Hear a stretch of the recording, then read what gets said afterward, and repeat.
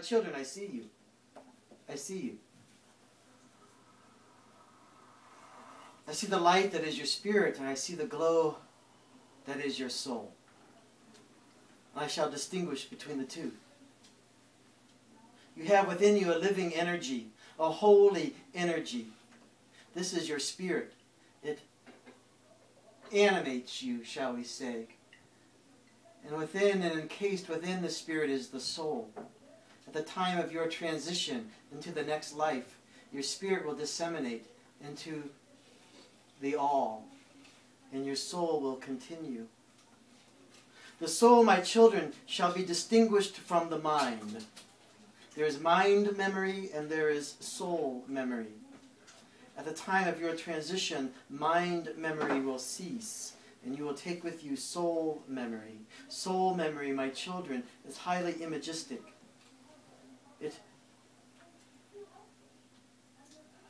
emphasizes relationship above all things. So your relationships that are dear to you are taken with you, my children. Memories of these relationships are taken with you. But the memory of the soul is different than the memory of the mind. This is why when people have past life regressions, they are highly imagistic, like dreams almost. The soul is eternal, and I see within you the light that is your soul. Where did your soul begin, you may wonder? How did it originate? I tell you, it originated at the beginning of all things. For at the beginning was the great release, when the sacred released of itself, and there was great light. And the light spread forth, and the light congealed, and made substance. And you, my children, are of the light, of the light. However, having said that, souls become as droplets become in a cloud. There is a cloud of spiritual energy around you, my children, a cloud of energy. And within this cloud there are droplets, droplets of energy that congeal. And such are the way I see souls. Souls originate from the cloud then, my children, and they add to them layer upon layer upon layer. Lifetime adds a layer, but experience also adds a layer. So my children, it is possible to have a soul that is enlarged, and it is possible to have a soul that is young. A young soul does not mean it is immature. It merely means it can be playful. It can be enthralled with the new, while an old soul, my children, is patient and kind. Are there questions among you? I seem to have great difficulty manifesting financial abundance. What am I doing wrong? Seeking financial abundance through a spiritual avenue, my daughter, is a difficult thing. Very difficult. For the spirit and the finance is not always in line, in alignment. Think of abundance in a different way, my daughter. Think of abundance as blessing. And blessings you can receive, and blessings you can pass along. It has nothing to do with finance. Think of blessing.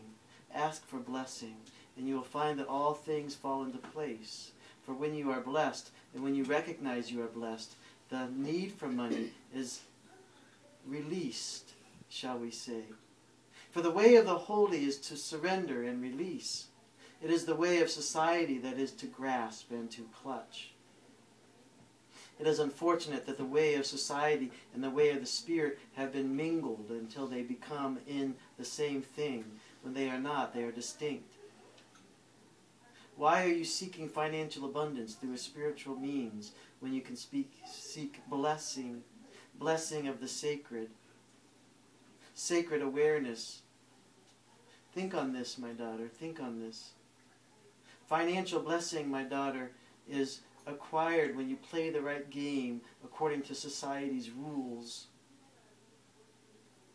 Society and the sacred operate on different principles altogether. Society would tell you that your self is determined by what you have. Therefore, all people grasp and clutch for identity.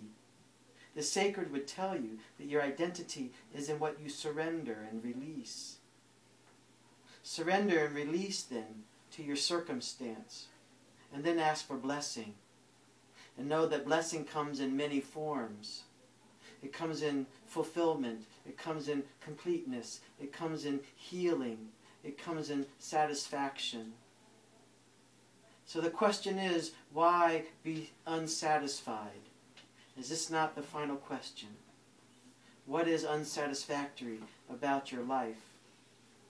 Looked on from a holy perspective, is your life not quite satisfactory? Mm-hmm. You have love. You have relationship. You have spiritual gifts. Therefore, you are blessed, my daughter. You are blessed.